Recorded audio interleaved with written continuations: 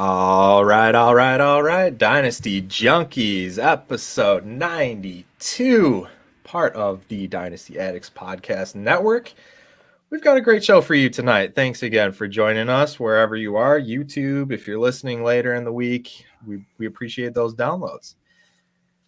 This is your man, Scott Sidlow, rolling tonight as the solo host. Andrew and Rocky are off. That means I get two people to blame for any mistakes, anything that goes wrong. I can blame. I got either option. All right. But we still have the content for you tonight because we have two fantastic guests here that we cover the board, baby.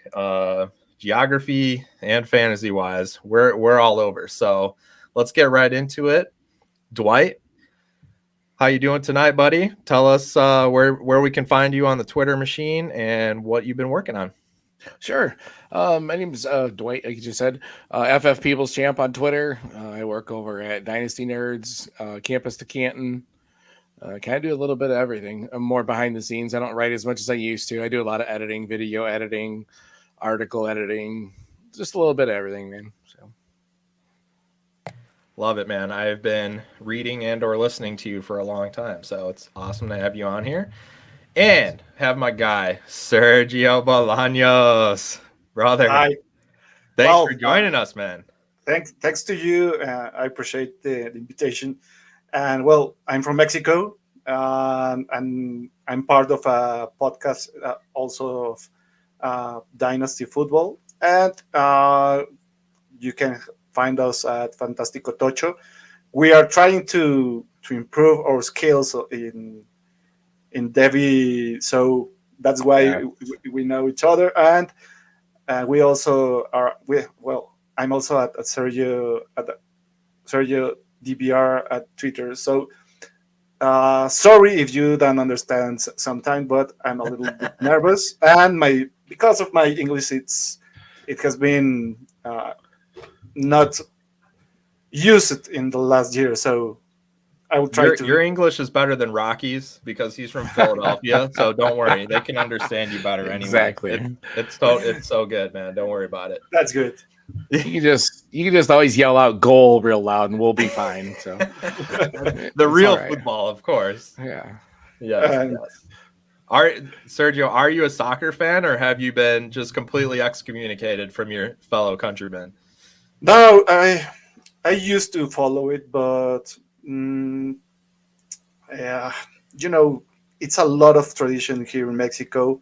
Of course. So I just follow the Mexico's team and the local soccer. I can be without it the rest of the year. So we have football, we have college, and we have Formula One. So I'm good with that. Nice. I love it. Yeah, you see you found American football and you just never go back. I mean, that's it, man. That's all you need, right? You just become a junkie and it's over. It's over, right? So, all right. Well, the three of us are all in a league. We are in the startup right now. We're pretty deep into it.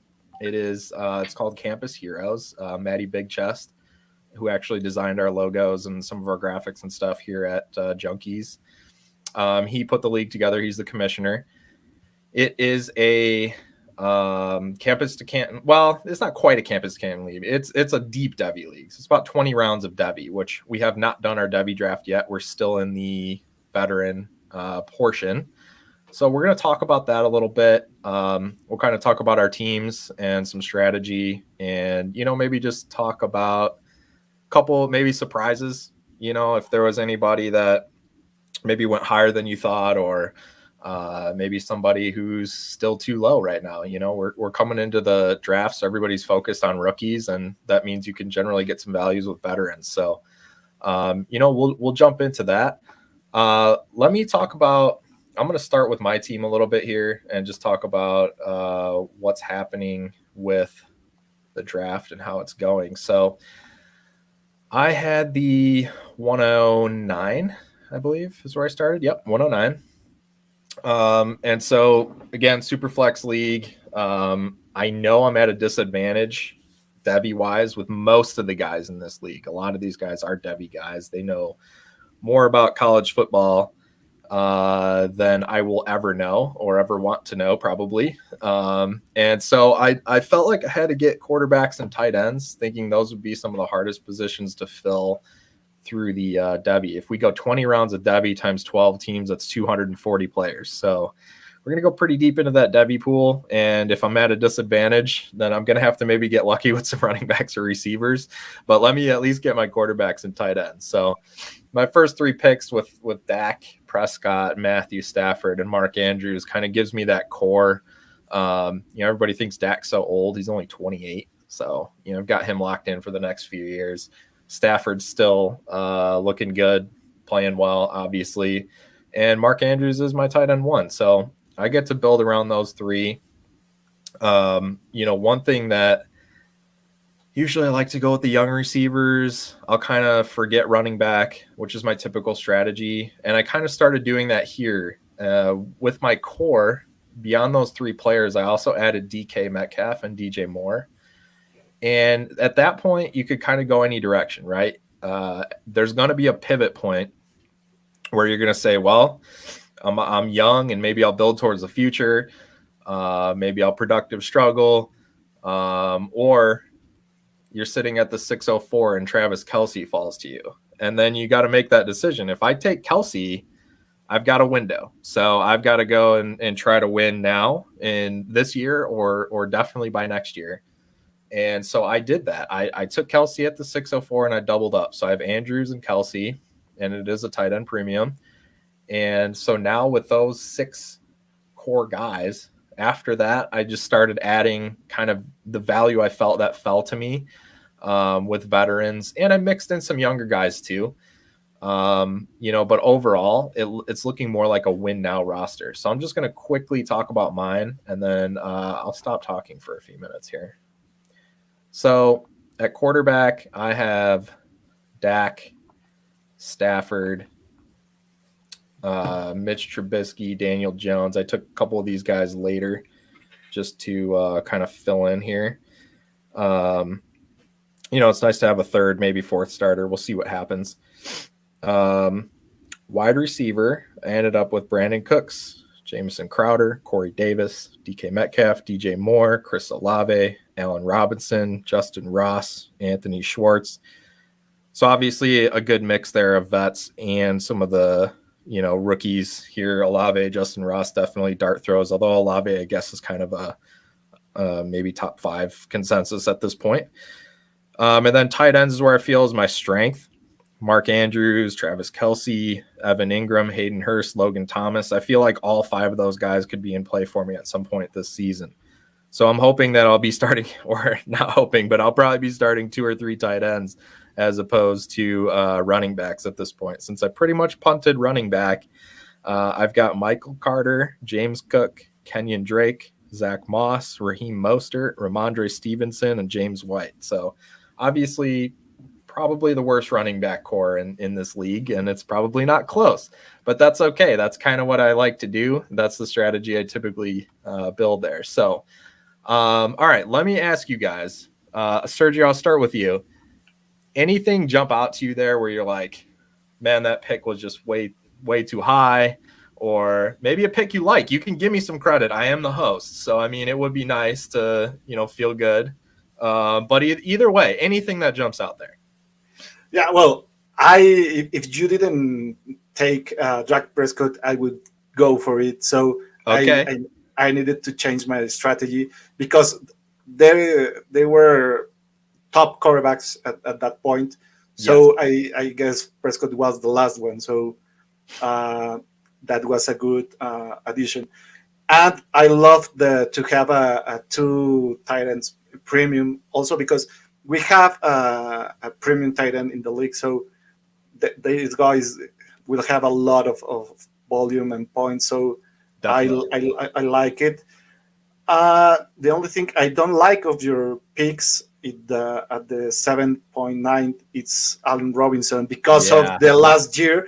But he could be a good receiver also this season. So he could have an upside. So that would be the only things that I see at that point. Then also the running backs. I struggle with the running backs in other drafts, so I did the opposite of you. So we are always listening for trades, so that's good. That's right. That's right. Yeah, exactly. Yeah, let me just say on Allen Robinson real quick. It's kind of a unique situation for me being here in Chicago. I've seen every snap that he's played, whether mostly in person when we were allowed to go to games. And then, I've seen every snap and I know what he's capable of. I know where he was. Is he toast? I don't believe so. No. I definitely think that people probably feel that way, and I totally understand. A lot of people comparing it to the AJ Green situation. I'll tell you what, Chicago did him dirty. He was done with the organization. He wasn't about to put his body on the line, and he just basically shut it down. And I mean, Nagy didn't use him right anyway. He stopped throwing him the ball. It was terrible. It was a mess, a complete disaster. So Nagy was the worst thing for the Bears. I mean, if not for Urban Meyer, it would have been the worst coach in the NFL, right? So, I mean, thank you, Jaguars. But basically, the Rams were willing to get rid of Robert Woods and give Robinson all this money. So they see something there, right? I mean, they see something. They're taking that risk. If you look at the contract, it's basically like a 1-year contract. So whatever. But still, I'm going to take the stack with Stafford, and we'll give it a shot. If he gives me 2 good years, I'll be thrilled. If not, it is what it is. But Dwight, any thoughts on that before we jump over to Sergio's roster? Your team's terrible. That's it. I'm just kidding. No, I like the strategy. If you're going to punt running back, that's the way to do it. You optimize the value where you could get it. I think DK Metcalf in the 4th, stuff like that is Allen Robinson in the 7th, Olave in the 8th. Those are good. I think those are all pretty good value picks. I would be a little scared with that running back room, but that's, if you're going to embrace one side of a strategy, just go all the way. And you got some good value at the running backs. You did get Carter in the 9th. I like Stevenson in the 14th. So, I mean, you got some decent value on the running backs, but yeah, I don't know. I go back and forth as to whether running backs matter in fantasy or not. So I don't know. You see a lot of teams win with 0 RB, but I tend to like to have at least a couple to make me feel all warm and fuzzy. I will say we only need to start 1. So that helped me kind of double down on this strategy. Yeah. If it was 2, I probably wouldn't have done that, to be honest with you. But knowing I just need 1 guy, I'm basically saying I'm going to be flexing tight ends. And so just give me whatever of those running backs is on a hot streak or is the starter that week or whatever. And so, yeah, but I don't disagree with anything. So, yeah. But. Okay, Sergio, so you actually had the 110, correct? You were 1 spot behind me. Sure. Nice start. And yeah, I'm going to let you talk through a few of your picks here and kind of your strategy and what you were thinking, because we definitely have different, very, very different rosters. Very different. And yeah, I mean, why don't you jump into that? So at 110, you got yourself a player, though. That's for sure. Well, as I thought, I saw that I don't have a good quarterback at this position, and I prefer to go start with the best wide receiver available. That for me is Jamar Chase, with all the stuff that he did last year. So for me, it was a no-brainer pick. Then I love tight ends. So my pick number 2 was Kyle Pitts. It was, well, I had available everybody like McAndrews, Kelsey, Waller, but I hope Kyle Pitts with what he did last year also, and with the new quarterback situation, and with all the wide receivers out of Atlanta, he is the target number 1. So that's why I got Kyle Pitts. And then I went for a running back, and the best available I thought was Gibson. And then my 4th pick was to have at least, as you thought, a quarterback. So I got Aaron Rodgers at the 4.3. Yeah. Yep. And then I try to fill with the running backs, and I found Yes, Nick you Chubb did. at six, at five, at six, Elijah Mitchell, and it was something good for me that Ezekiel Elliott was at seven, and then my strategy was take the best that I had, like Darnell Mooney at eight and Dalton Schultz at Yeah, nine. That love that pick. Dalton Schultz for me at nine.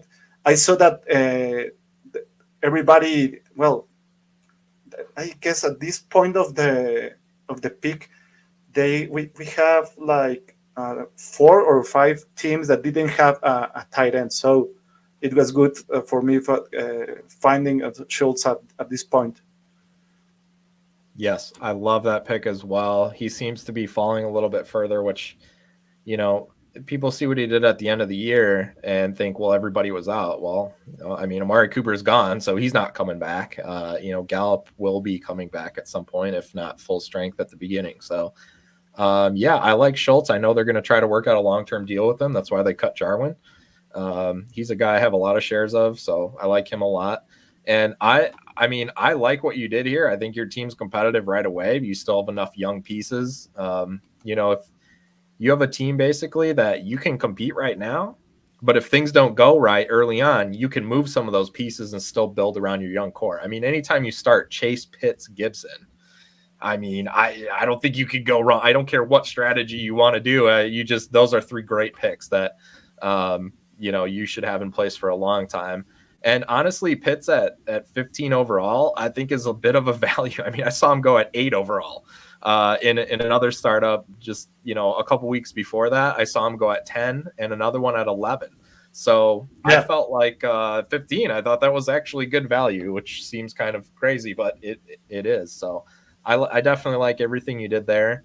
And I think you've got enough youth kind of mixed in with these pieces that, like I said, you can go either way depending on how your season starts. And, you should have a nice competitive core here for the next couple years. yeah. The last thing that I did was take Davis Mills. I think it's an undervalued quarterback, Yes, but I think the organization uh, is constructing over him. they're going to build So around him. Yeah, that's right. so I guess it's going to be a good shot. And Aaron Rodgers, I hope he have at least 2 years, so I can get a quarterback in next years. Yeah, that's right. That's right. I think you're exactly right. Davis Mills, you got at the end of the 11th round. I mean, yeah. I mean, I've talked about Davis Mills a lot on this show and how I ended up with like 26 shares or whatever it was because I was taking him in like the third or fourth round of rookie drafts. And so I'm thrilled about it. Trust me. And yeah, I think 11-10, it seems kind of crazy to be that late to be a starting quarterback. And he had some good games last year. And really, who was he throwing Yeah, to? I mean, other than Brandon Cooks, so you got to think they'll add some weapons there at some point. So yeah, that's looking good. Real quick before we get to you, Dwight, I want to shout out Ridley Truther in the comments. I love the addition there to the name. Nice work. I appreciate that. Recovering Ridley Truther. Yes, very good, very good. So real quick from him, he has a question here. Do we forecast any of the young Vikings wide receivers to take a leap this year, whether that's KJ Osborne or Amir Smith-Marset, without Thielen having an injury? Meaning, with that new offense, will they get a third wide receiver involved that will be relevant? Which KJ Osborne was very relevant last year, but Thielen was out. So do you guys have a favorite there in the wide receiver 3 race with Minnesota? I don't actually. I think Osborne's got the best shot, but I think if anybody, I think Irv Smith's got a bigger shot of being Okay. more relevant. Just the way Cousins typically is, he's not going to support Thielen, Jefferson, and then another wide receiver. So I mean, he won't even really support truly Irv Smith, but he could still get him into a low end tight end one season. I mean, it doesn't take much to get a tight end one season anymore. So I don't know. Osborne's a decent deep flyer and maybe a best ball type of guy. But I don't know. I don't have a lot of. I do think they might take one in the draft, though. I see a lot of 7-round mock drafts have them taking a wide receiver. So, I got to say, with the wide receiver depth in this class, I feel like every team should be taking at least one, right? You know what I mean? Just because there's probably 45 wide receivers that we could talk about if we're talking about the rookie class. And so if you have 32 teams, every team should be taking at least one, right? And then you have all the undrafted guys and whatnot. But yeah, I mean, I really think we're going to see possibly record wide receivers taken in this draft. It's going to be pretty crazy. Sergio, any thoughts on the wide receivers there in Minnesota? I go with Irv Smith also. Okay. This will be you have a lot of wide receivers, as you said. There's a lot of competition there, and Irv Smith should be the target to help Cousins this year. Unfortunately, he was injured last year, and we hope a lot of stuff with Irv Smith. Yeah, I'm with you. I'm with you guys on that. That makes sense. Okay, Dwight, any thoughts on whenever you're ready? Sergio, yeah, I really like his strategy. I mean, I would have liked to have grabbed another quarterback in the 6-7 area, but I mean, other than that, I think he's got a lot of really good pieces there. So a lot of guys to build around, like a good balance of youth and veterans and stuff. So he should be pretty competitive this year. Yeah, I like it. My team, I don't know what the hell I was doing, man. I go back and I look at the draft and I'm like, what did I do? Like, I think you guys really threw me off.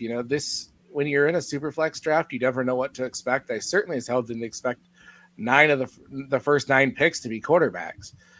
I was like, holy shit. And there's no Jonathan Taylor, no Jamar Chase sprinkled in there.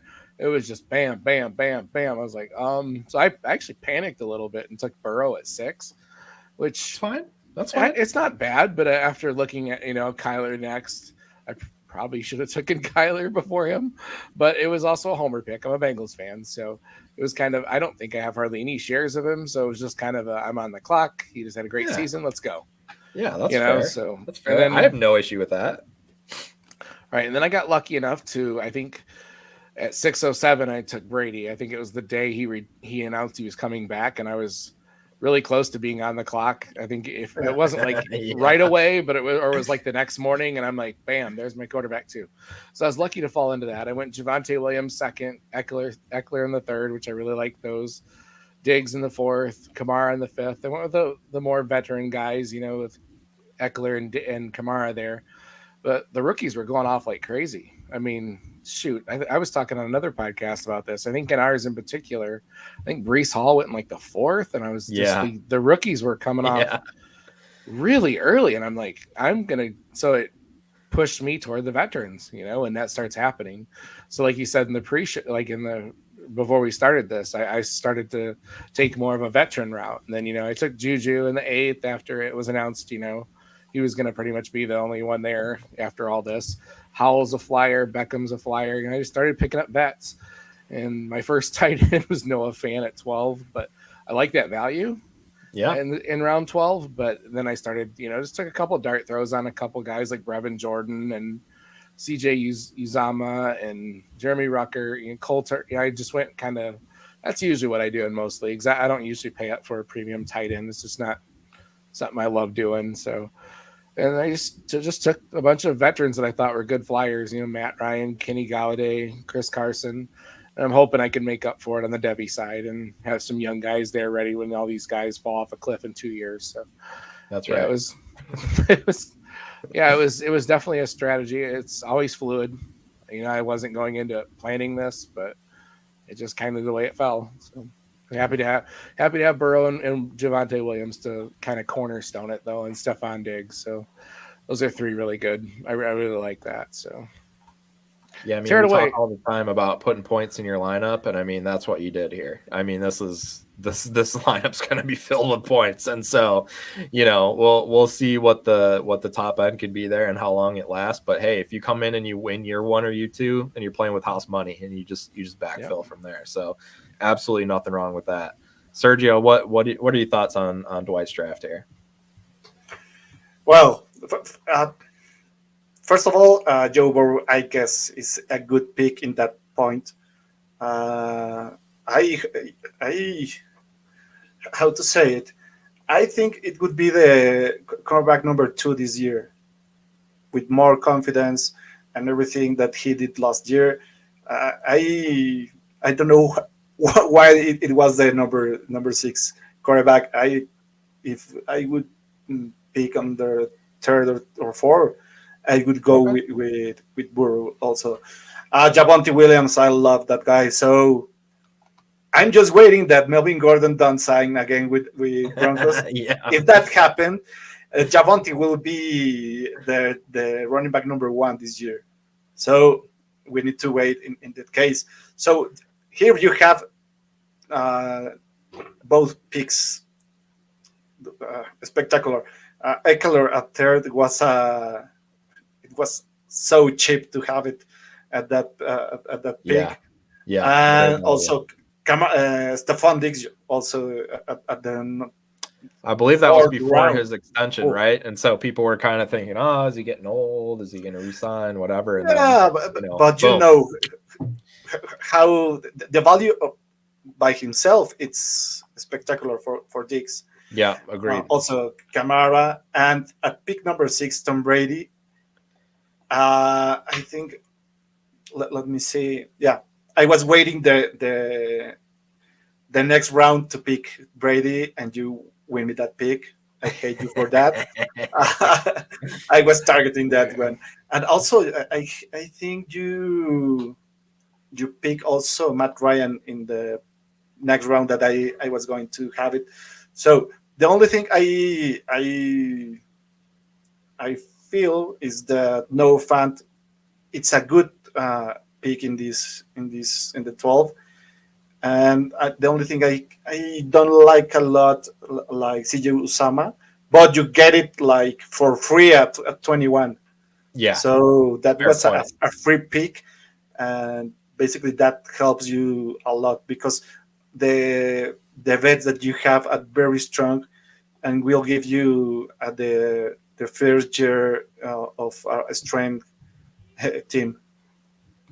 Oh, and then I didn't even mention I got what's his name, Aaron Rodgers, wide receiver 1 in round 27 there. So Sammy Watkins, man. Yep, that's your guy. Week 1, baby. Yeah, Week 1, 25 points. Put it on the board. I saw he signed there. I'm like, oh, that might actually be an okay pick.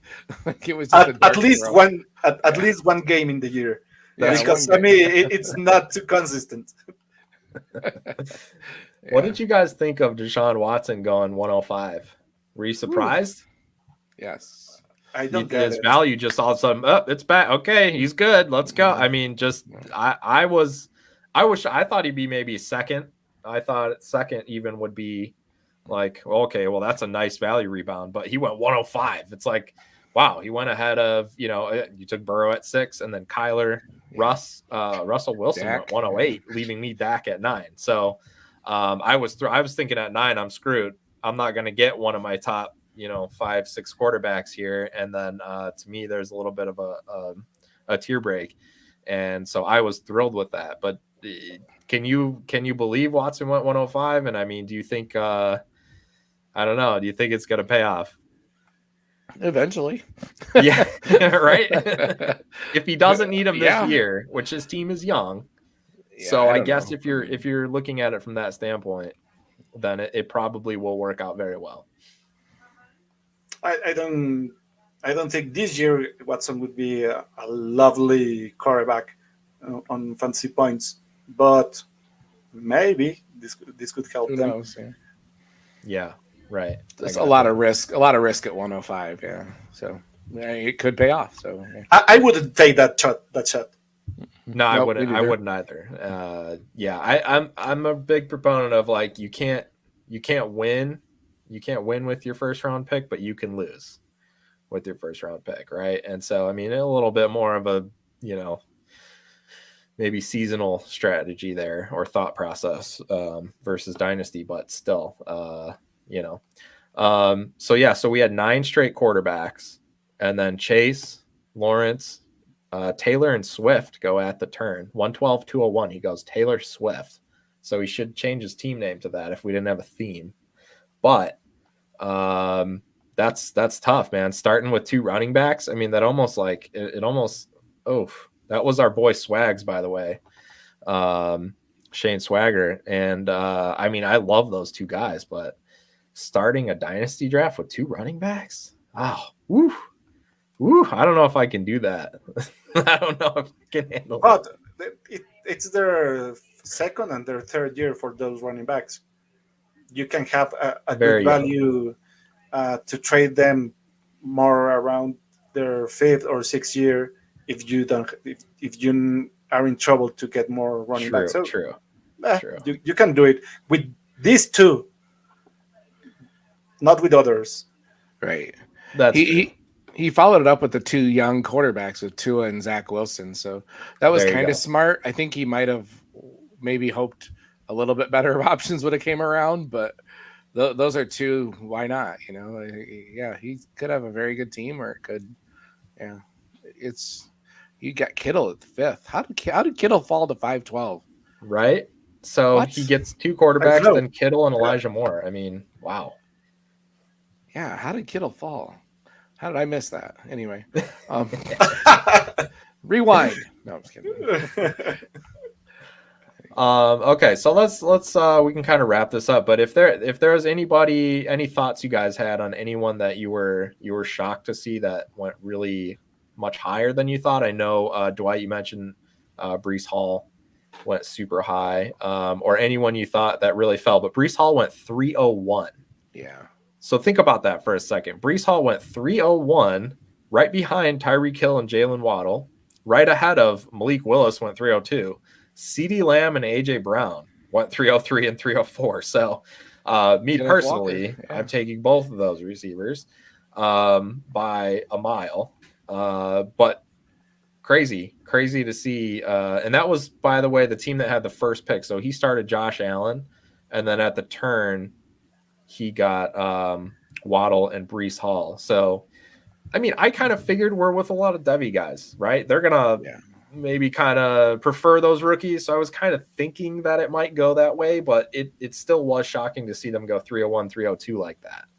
But last year, I don't know if you have a redraft league, Najee Harris was at the first round in a lot of that's true of drafts. So Breece Hall at 3rd, it's also cheap. Okay. All right. If you look at it from that aspect, that's interesting. Okay. But Breece Hall is not Najee Harris or Javonte. For me. That's for me. Yeah, that's true. Yeah, interesting. Any other guys jump out to you?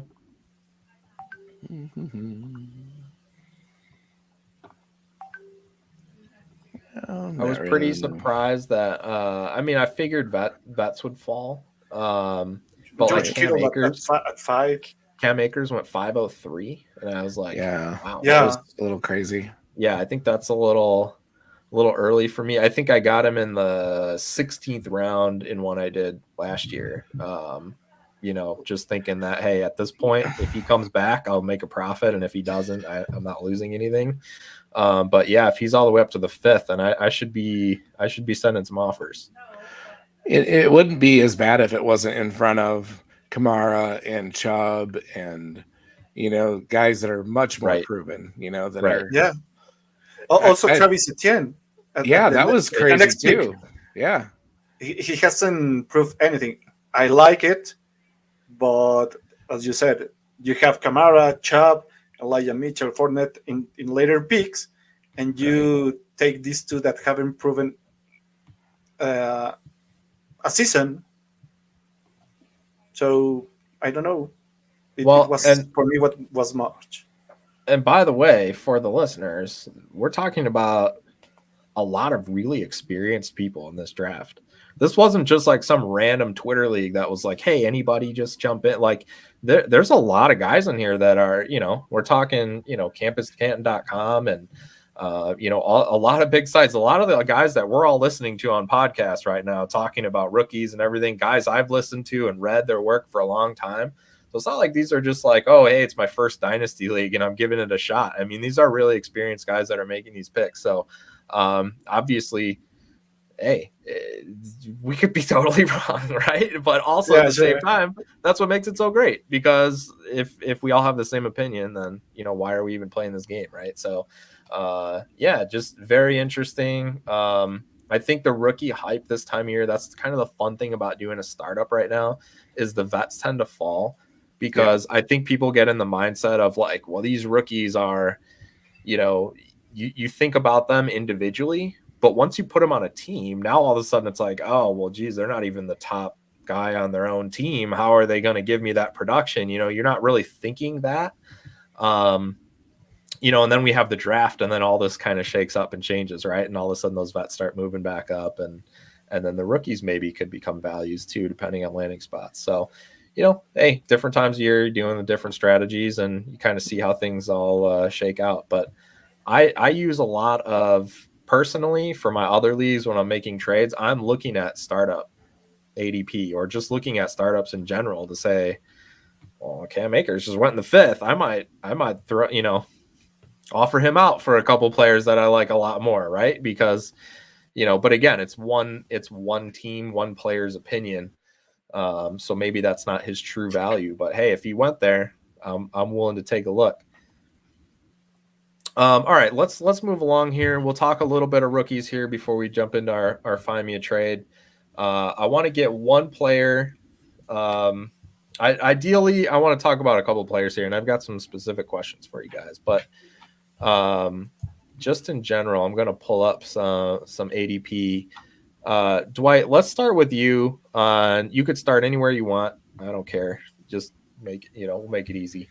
Any position, one player that you're higher on than the general population, or than the Twitter universe. Gosh, that's hard to judge, because there's so many people fluctuating on all the prospects this year. I mean, it's been kind of crazy to watch the fluctuation. Different than other years? Yeah. Well, It seems worse, I think, because the class as a whole is not as inspiring. I mean, everybody's heard that. And I think that's why we have such varying ranges on the quarterbacks and stuff. So I was really high on Sky Moore, and now all of a sudden it feels like the community's come to where I am. So I don't feel like I'm high on him anymore. Okay. So he was definitely one that I was. I live really close to Western, and went to Western for a little bit, and I love the school and I love the team, and I just thought he did amazing things there, and I love his ability to get open, his shiftiness, his moves. He's going to be a problem in the NFL. But I feel like everything's kind of come around to that. And when you got people like Ray Garvin saying things about him, you're like, dang it, Ray, shut up. Yeah, like, come on. That's right. Nobody can move a player's ADP more than Ray Garvin. Or I hate it when, and I think the hate on Isaiah Spiller's gone too far. Yeah, I think the hate on Sam Howell's gone too far. I don't know. It feels like this, like you said, we mentioned a little in the pre-show, everybody gets kind of tired. Like I'm sick of talking about rookies on Twitter. I just, like it's tough, man. And I have a daily draft report where I've talked about 100 rookies now. So I've been talking about rookies since everybody should be listening to, by the way. It's one of the, thank you. It's phenomenal. It's phenomenal. I have one more week. I didn't realize how big of an undertaking it was going to be when I started, and I'm ready to shut down for a couple weeks. So yeah, I bet. Yeah, thanks, man. So yeah, there's a couple guys that I tend to try to stick to my original rankings, and I kind of let the off-season process not affect them as much. Okay. So guys that have been, you have a big Senior Bowl week, it's okay, but I'm not going to shoot somebody up 26 spots for it. Like you can see the athleticism that Christian Watson has on tape, but you could also see the things that are concerning, the small schools, the drops, things like that, So, it's just a little bit of everything. It's hard for me to pinpoint any one person anymore, just because of how it's the markets are crazy. It's why it's constantly changing more than I've ever seen. We have no idea what the NFL thinks and what they'll do. I mean, we just don't. They could take Drake London in the 3rd round for all we know. Yeah, right. And we're mocking him at pick 10. So exactly. Yeah, so it's crazy, man. Like it's crazy. It's fun, but it's also kind of annoying at times too. So yeah. No, yep. I'm with you for sure. Sometimes, and actually, I have a few leagues that I've just said, you know what? I'm going to trade my picks away. I'm going to let somebody else deal with it. I'm still going to have, I mean, I'm 46 leagues. I'm going to have plenty of rookie picks. So, it's not like I'm just giving up, there's still going to be plenty of picks made, but yeah, it'll be interesting. Every year I kind of feel like I have some guys and, like that Herbert class. I mean, I did anything and everything to get Herbert. And I mean, obviously that paid off massively. And that's fantastic, right? But I just don't have a guy like that this year. I just don't know who to go. And I mean, maybe the draft will change things a little bit, right? We'll get some draft capital. We'll see what the NFL thinks of these guys and, landing spots, and we'll figure that out. Definitely for quarterbacks. I mean, that's going to change. We did a mock draft on here last week. I've been listening to some other mocks out there and really, really smart people. And nobody can figure it out where to take these quarterbacks and where to go. And, you see 2 quarterbacks going in the 1st round and it's crazy. And I mean, is that right? Maybe it's right. Maybe that's the right thing, we will see. But ultimately right now, we're just trying to figure out maybe where we should be. The biggest thing that I want to do right now is as we get really close to the draft, where's that cutoff going to be? For me, is there an opportunity right now? Like if I'm at 109, I don't think I want that pick. Okay. But if I'm at 107, I might hang in there because once we get the draft, I think there might be 7 players I can live with. Right. So that's really what I'm trying to figure out at this point. And so I have a couple questions for you guys that we'll get to, but Sergio, I just want to ask you, from your perspective and, what, is there anybody in the rookie class that's super intriguing for you, or maybe that you just don't understand why guys are talking about them so much? Any direction you want to go there, anybody? It's a difficult question because at the end, we depend on the draft of the NFL because that will change everything. You have at the time we have a lot of top wide receivers, top running backs, and I don't agree with that tops. Like I saw last week the one of these that have Garrett Wilson. I don't like the top wide receiver, second Traylon Burks, Drake London, and James Williams. And I have my top was totally different. Like I think that the number 1 wide receiver should be Drake London, the second Traylon Burks, and third Jameson Williams. And everybody have the Garrett Wilson and Chris Leaf. So at the end, this will change a lot with the draft. I saw also with Twitter that a lot of people was supporting that Drake London get to the Jets. So for a dynasty can change everything. Yeah. For me, it would be like a pick 102 with Drake London and with Zach Wilson. But if you have there also Jameson Williams, it would change my mind to number 1.02. And also, it happens with the running backs. I'm not with Prince Hall at number 1. I'm with Kenneth Walker, like the number 1 running back. But a lot of people, it's charging on Brice Hall, and I don't agree with that. But it depends on the NFL draft. Sure, of course. Yeah, I mean, it's interesting because I love Drake London.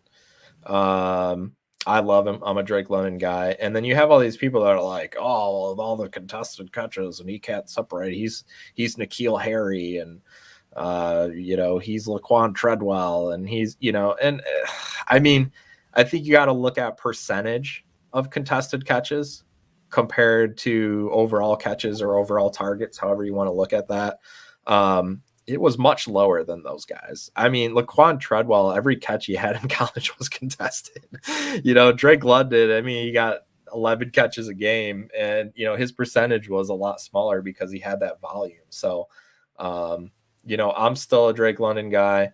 I find interesting Treylon Burks was the wide receiver 1 consensus, and even if you look at, say, DLF's ADP right now, he's still the consensus wide receiver 1 for April Superflex rookie dynasty ADP. And it's crazy that I think he went 6 in the mock that we did the other day, wide receiver 6. And, I mean, I get everybody wants the next Debo, or everybody wants, the next AJ Brown. I mean, he's neither of those players. To me, he's not either of them. But just the opinions varying so wildly. And you listen to guys like the Senior Bowl guy, Nagy, who puts together, not to be confused with the former coach, Matt Nagy, but Nagy, Jim Nagy, who does the Senior Bowl, and he's like the film guy, right? So think about this. When they do the Senior Bowl, he's got to essentially have his draft in November, if you think about that, right? Because he's got to put that group of players together and get them set up to be part of that Senior Bowl and whatever. And, he was talking about how he didn't see Treylon Burks as a first-round NFL pick, and so you just have all these, and this is a guy that obviously watches a lot of film and watches all that. So you have to respect that opinion. Might be completely wrong. Of course, we all could be completely wrong. I totally get it. But it's crazy how the opinions just vary wildly on all of these players. Like every one of them can be just completely picked apart. And I know we start doing that as we get to this point, right? Because we're just, it's fatigue and there's nothing else we can do. But I just feel like more than ever, this class is just, I don't know. There just seems to be like a red flag on every single one of these players from some aspect, whether it's film or data or whatever. I think it's going to be interesting. My cutoff right now is 107. So are you guys feel comfortable with, if you could move, let's say if you had the 108, I'll ask you this. If you had the 108 and you could take a 23 first right now instead of the 108, are you doing that trade? Yes. Yeah. I didn't understand. Again, please. So if you had the rookie 108, okay, would you trade the 108 for a 2023 rookie first round pick, or would you prefer to keep the 108 for this year? I got it. So do you have 8 players that you feel comfortable with that, right now? Because I'm in some rookie drafts right now. I just did one. So this is pre-draft. Like it was kind of fun. It was different, right? Yeah. I'll be watching the draft differently, but right now you have the 108 and you have to decide. You have to make your pick right now, or you get a 23 first. No, I do the 108. Sure. Okay. So I mean, yeah, you have to around like 24 picks that could have a good rookie. You have think about like last year, Elijah Moore was forgotten basically in the picks. Yeah. Sorry, Elijah Mitchell, and also Elijah Moore. I think the picks the draft that we have, Elijah Moore was like in the 3rd round. Yeah. And Elijah Mitchell earliest. Yeah. Third round or on draft. Yes. Mm-hmm. So you can have 24 good coin tosses to have. So I prefer to have a good pick at 1.8. Yeah.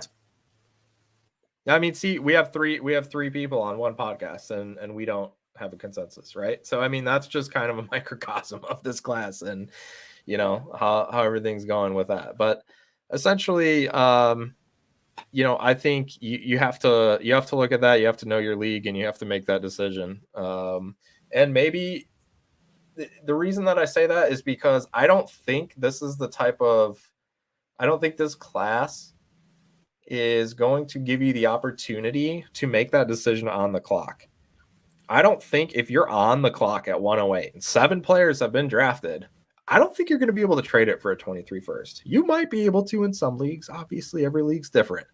But I really think that in the past, that rookie fever gives you that opportunity usually to trade out or trade back. I don't think we're going to have as much opportunity with this class. So I think we're kind of entering that peak of these picks right now while the hype is still there for enough players and while there's still enough opinions out there that vary, that maybe now is actually your window to sell. And so that's just the argument that I would make, just to kind of be different, because you're going to always have those guys that want to go get them. You're going to have those guys that want to sell. But I think now is your window. And especially, and we're seeing with the startup, right? You can go buy those vets for not nothing, but pretty cheap. You're going to get great value, right? So I think if you're a competing team and you're sitting at the 108, 109, and you're trying to get over the hump, this might be your opportunity. This might be your window now. And so I would encourage you to throw that pick out there, throw it in the chat, or just make some offers and see what you can pull out from that. Because I think that's where we're at with this class and at this time. Dwight, anything you want to add rookie wise before we jump into Find Me a Trade? No, sir. All right, let's move on from rookies. Okay. Our Find Me a Trade this week was submitted by Matt Akers at Matt Akers 12. This is clearly Cam Akers' cousin, so that's pretty cool. I'm glad to have you, Matt. This is awesome.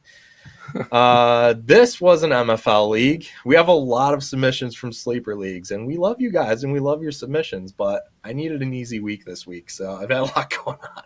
So thank you, Matt, for submitting an MFL league. Okay, this league was actually really freaking cool. It looks like there were 60 teams, 5 conferences, and all the Power 5 is what it's called, right? So you had the Big 10, the Big 12, the ACC, the SEC, the Pac-12, and the theme was that the Power 5. So you're one of those teams, right? And so 60 team, 5 divisions of 12. Matt's team here was Washington State Cougars, so we're working within the Pac-12 conference here. It looks as though, and he didn't clarify, it looks as though you can only trade within your division. That may be true only for picks, or I'm not sure, but it did look based on the pick trading and the player shares. I didn't see any duplicates within divisions, so I believe that that was in fact the case there. So it is super flex league. It's a point per carry league, 0.25 point per carry. That also, there were some increasing yardage bonuses. So as you ran for more yards, they became worth more points. So I thought that was interesting. 1.25 PPR, and the tight ends were 2.0. 30 active roster spots, and then 6 taxi spots. Start 12. So quarterback, 2 running back, 3 receiver, 2 tight end. And then you had your super flex, 2 flex, and a defense as well.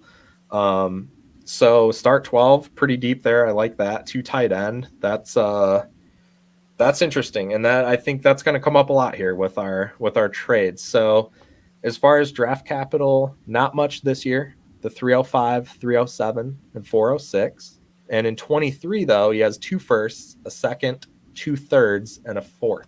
So definitely some draft capital to move with there. It's good to have assets and move around. I'm going to run through the roster real quick, and then I'll jump into my trade here. So Washington State Cougars, he has Dak Prescott, Kirk Cousins, and Ryan Fitzpatrick. So not a lot of depth there, but you got 2 of the top 12, 14 guys there. So that's definitely nice. And a super flex.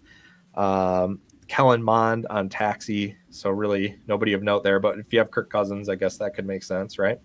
Running back wise, Saquon, Deontay Foreman, Leonard Fournette, DeAndre Swift, JJ Taylor, and James White, with Chris Evans on taxi. Wide receivers, Barrios, Brandon Cooks, Brian Edwards, Chris Godwin, Sterling Shepard, Juju, Adam Thielen, James Washington, Amari Rogers, and Amir Smith-Marset on taxi. And then tight end group, Jared Cook, Josiah DeGuara, Hunter Henry, Juwan Johnson, Trey McKitty, Robert Tunyon, Tommy Tremble, and Noah Gray and Jacob Harris on taxi there. So this is notably a 2 tight end league. And so I don't think it takes a super brilliant mind, because I figured it out, so obviously it didn't, is that tight end seems to be the weakness here in comparison with some of the top teams you're competing with. Having Hunter Henry is perfectly fine, and if you're just starting 1 tight end, that's good, but you're starting 2.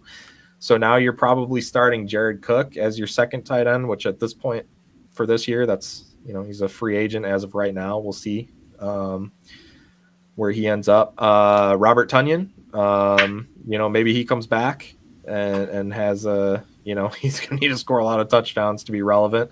That year was wild, and I don't think we'll ever see anything like that again, but who knows, maybe with their lack of options, or maybe their young options, the Sammy Watkins addition there, non-inspiring, maybe he gets a little more volume this year. Regardless, you're starting 2 tight ends. You have not a 0 for that second spot, but you don't have much, if anything, there. So I came up with here, there's a few tight ends that I do like to target, and it looked as though, based on the draft spots, based on the other teams in the league, that a couple of them were really stacked with tight ends and probably not likely to give you one. And then a couple others didn't really have tight ends either. So if they also have a weakness there, they're probably unlikely to trade you one. So it was a little bit difficult to go that route. I'm going to see if maybe Fournette signing this new contract and not having anyone there yet, that there's enough value based on what he did. If you can move him to the team is UCLA. And I did basically Fournette, and maybe you have to add one of those thirds from this year, or both of them, for A.J. Dillon and Hayden Hurst. I'm not necessarily an A.J. Dillon fan, but I feel like if you can go from Fournette to Dillon and then also pick up a tight end as well, I feel like that's a worthwhile trade regardless whether you needed a tight end or not. I would probably do that just to start to get younger there. Dillon should get some work for sure. Obviously, he's not going to have the stats Fournette will. But taking on a guy like Hayden Hurst, who's now with the Bengals, he's in a great situation. There's a lot of mouths to feed, so he's probably not going to be a volume guy for you. But would it be absolutely crazy if he had a 60-catch season, or if he had a 10-touchdown season? Not both of those, but one of those, right? And sometimes that's all you need to really get up there in maybe being a back-end tight end 1, and that might be enough to help fill that spot for you. I'd like to move Barkley, but his value is just not there right now, so I'd probably wait on that. Thielen, his value at this point, you might as well just hang on to him. So it doesn't give you a ton of options there unless you want to move like Swift or one of your young guys, which you probably don't, because you're competing right now with the quarterbacks you have. So that's kind of the direction I went with that. Sergio, let me jump over to you and get your thoughts on Fournette and a third for A.J. Dillon and Hayden Hurst. Is that a trade that you would make, or does that not make sense for what he's trying to do here? I like Fournette, so I wouldn't trade Fournette. So, but if you need to use that capital, you can have a fair trade, but I wouldn't change Leonard Fournette. Not this year. Maybe next year when they don't have Tom Brady and they are not competitive enough. So you can have a good. Well, it's the moment to trade him, or next year, not more. Right. So right. I gotcha. Yeah, I just felt like you want to get out before it's too late, and I don't even know that this trade happens. I mean, typically what I've found with A.J. Dillon anyway is that usually the guys that like him, and so they have him. So they're probably not doing this anyway, so that's why it's kind of a little bit of a tough one. But Dwight, your thoughts on that? Yeah, I think it's a good offer. I mean, especially if UCLA is contending. They would probably want Fournette too. So yeah, I think it's a pretty strong offer. Like you said, it just depends on what they think of AJ Dillon, because he's either in that stratosphere where everybody thinks he's the next best thing, or that's it. I mean, there's no right. So it all depends. Definitely a good offer. Yeah. Okay. Well, I like that. All right, Dwight. Let's jump into your trade. I'm a dumbass. Nah. I always go for broke, man. Screw it.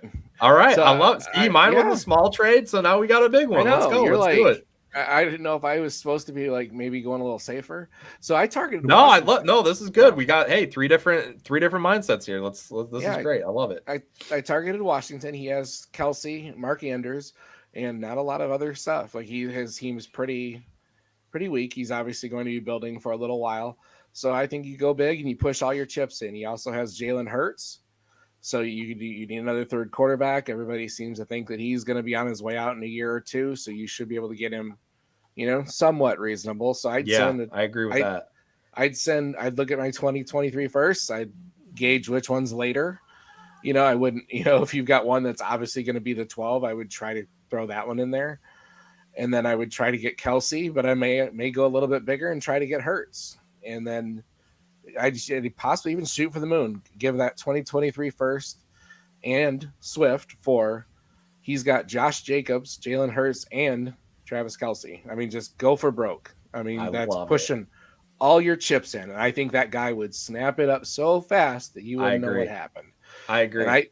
And I think it's a good play to go ahead and just do it. And and maybe you can get him to throw Jimmy G instead of Hurts and not pay that kind of capital. Maybe try to do the first and Barkley for Jacobs, Jimmy G, and Kelsey. There's a couple different versions in there that could work and not hurt your team too bad.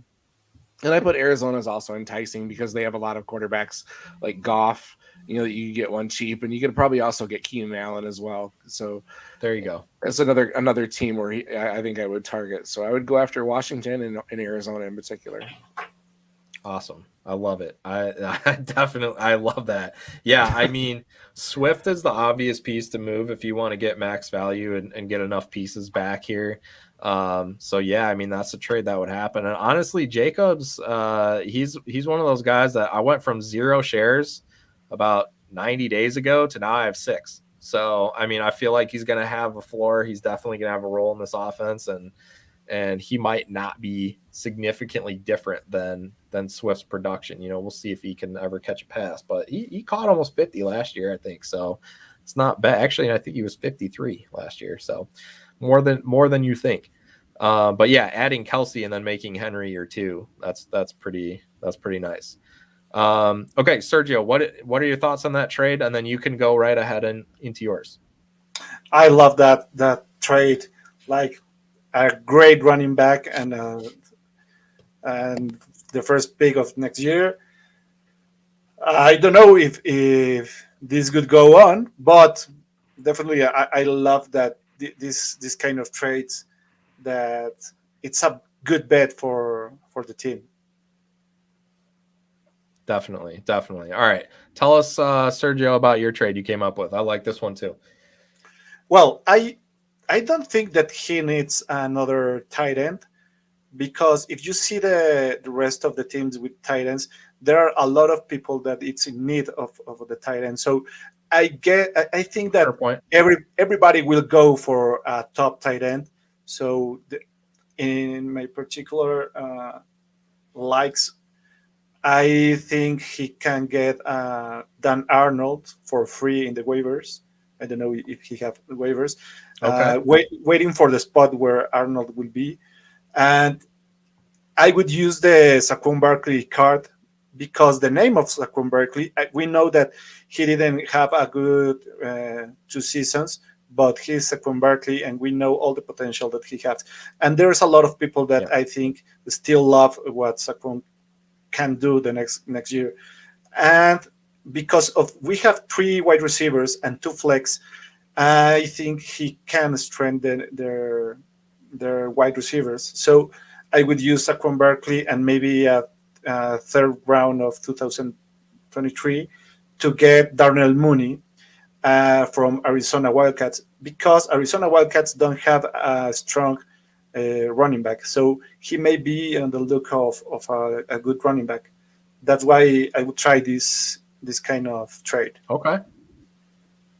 Yeah, I like it. Yeah, Barkley for Mooney and picking up some more draft capital in the third 23 draft. Yeah, I mean, I like that a lot. I think Mooney's in line definitely for another good season, and that plugs another starter in your lineup, plus a little extra capital, and maybe you can then take that and throw that out for a Hayden Hurst or an Evan Ingram or one of these guys that people are over but could actually end up having a decent season. So yeah, I think that makes sense.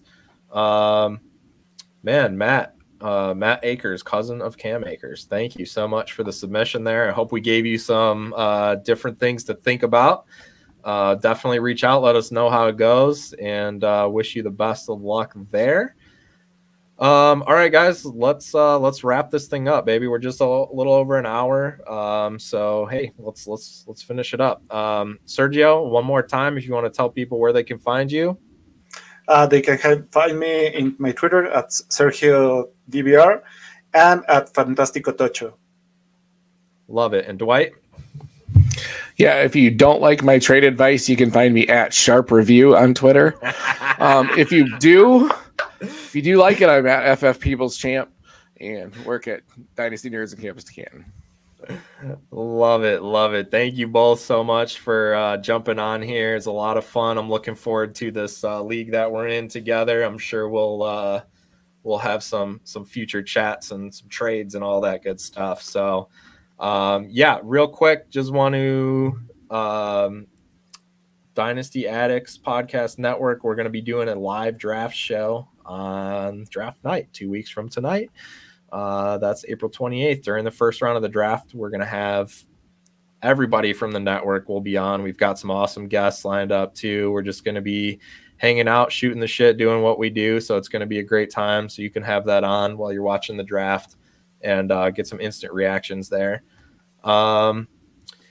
Yeah, so as for me, you can find me at Scott_Sidlow on Twitter, Dynasty Junkies Pod. Don't forget to send your submissions out. Find me a trade submissions. We have a link for you. Check out the Twitter profile for that. You can also reach out to us directly, whether it's Andrew or Rocky or myself. Please subscribe and follow, whether it's on YouTube, DAP Network itself, or of course anywhere you listen to podcasts. Those subscribe, rate, and reviews will move you up the Find Me a Trade list. So we're gonna start bribing people for those. That's, I figure, the best way we could do it, right? So hey, thanks for the homies in the comments. We appreciate you. Appreciate your questions. Appreciate you listening. Thank you so much to my man Sergio. Thank you to Dwight. I'm Scott Sidlow. Junkies out.